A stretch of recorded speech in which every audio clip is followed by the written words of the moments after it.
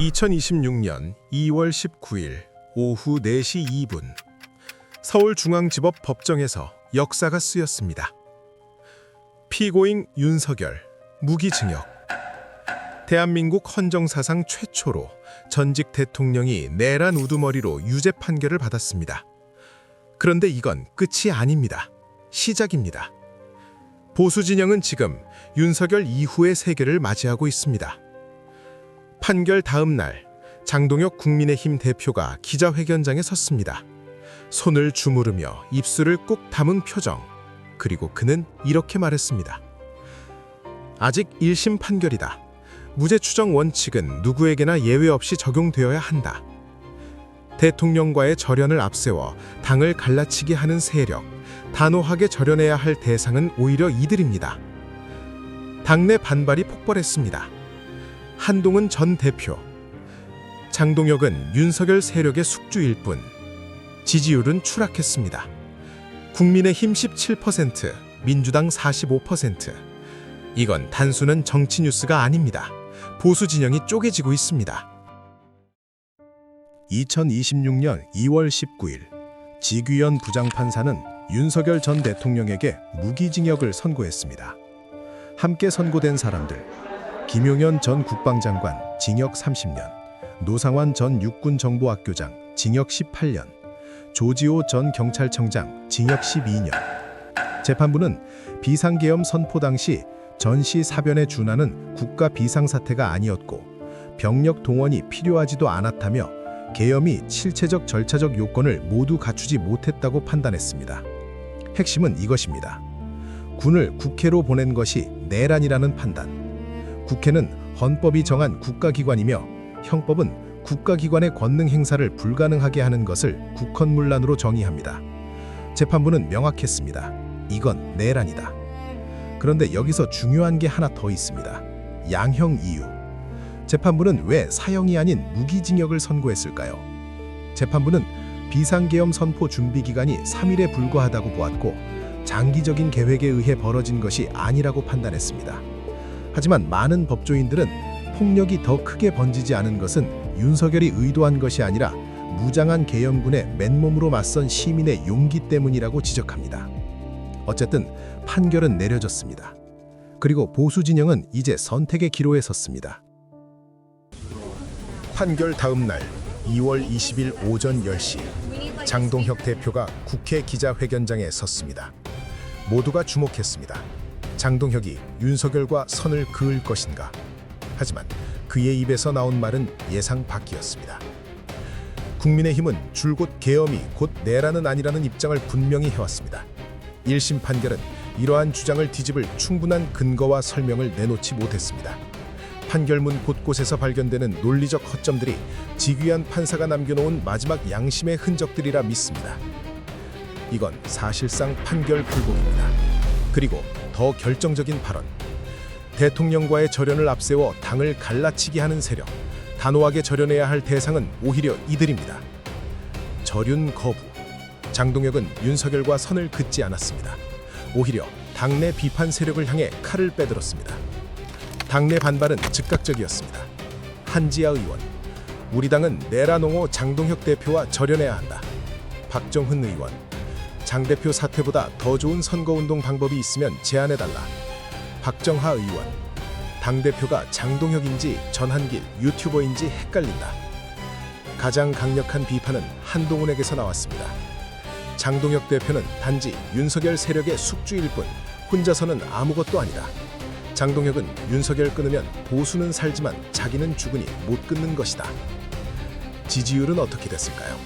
민주당 45%, 국민의힘 17%, TK에서조차 국민의힘은 28%로 민주당과 동률, PK에서는 민주당 39%, 국민의힘 23%, 17%포인트 차이.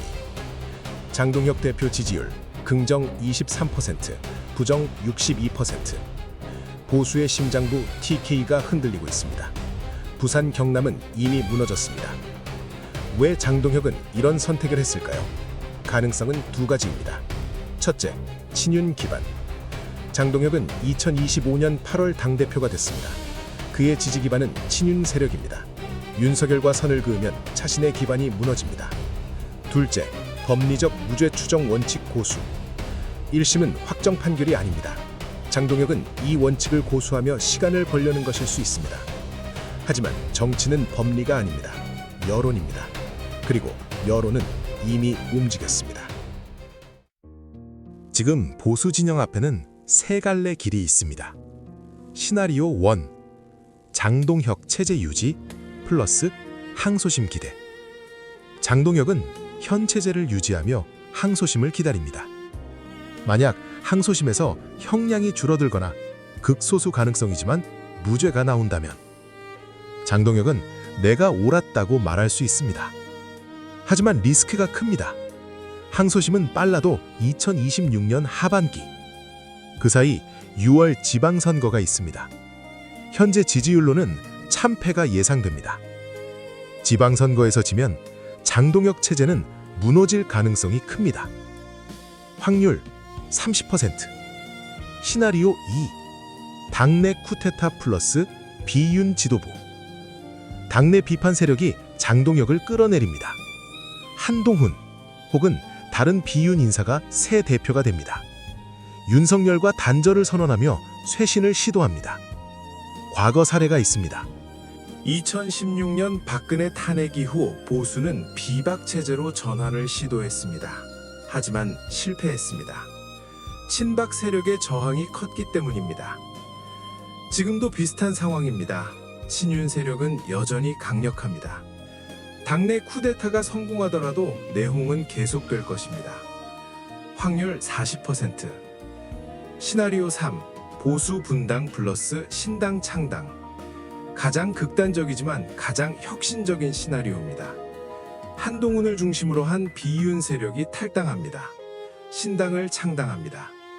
새로운 보수를 표방하며 윤석열과 완전히 단절합니다. 역사는 반복됩니다. 2017년 바른정당 창당, 2020년 미래통합당 재통합. 보수는 분열과 통합을 반복해왔습니다. 하지만 이번은 다를 수 있습니다. 왜? 이번에는 TK가 흔들리고 있기 때문입니다. TK에서 국민의힘과 민주당이 동률. 만약 한동훈이 TK 기반을 일부라도 가져간다면 게임 체인저가 될 수 있습니다. 하지만 리스크도 큽니다. 2017년 바른정당은 선거에서 참패했습니다. 확률 30%. 자, 이제 미래를 그려봅시다. 앞으로 2년, 2028년 대선까지 보수는 어떻게 재편될까요? 타임라인을 그려보겠습니다. 2026년 6월 지방선거 첫 번째 시험됩니다. 현재 지지율로 보면 민주당 압승이 예상됩니다. 만약 국민의힘이 참패한다면 장동혁 체제는 무너질 것입니다. 그리고 당내 재편이 시작됩니다. 2026년 하반기 항소심. 윤석열 항소심 판결이 나옵니다. 만약 1심이 그대로 유지된다면 보수 내 친윤 세력은 결정타를 맞습니다. 만약 형량이 줄어든다면 친윤 세력은 무죄 싸움을 계속할 것입니다. 2027년 재편의 해. 보수는 본격적인 재편에 들어갑니다. 가능성은 두 가지. A. 통합 시나리오. 당대표 교체 플러스 당명 변경 플러스 윤석열 단절 선언. 하나의 보수 정당으로 2028 대선 준비. B. 분당 시나리오. 한동훈 신당 vs 친윤 국민의힘. 두 개의 보수 정당이 경쟁. 2028년 대선 최종 승부처입니다. 만약 보수가 통합에 성공한다면 이재명 대 보수 후보의 구도.